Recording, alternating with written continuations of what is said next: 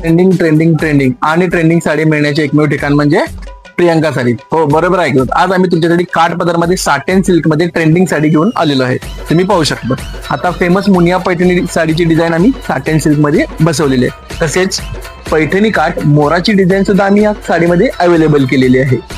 तसेच यामध्ये बारीक डिझाईन ऑल ओव्हर बुट्टीवर मोर डिझाईन अवेलेबल केल्या.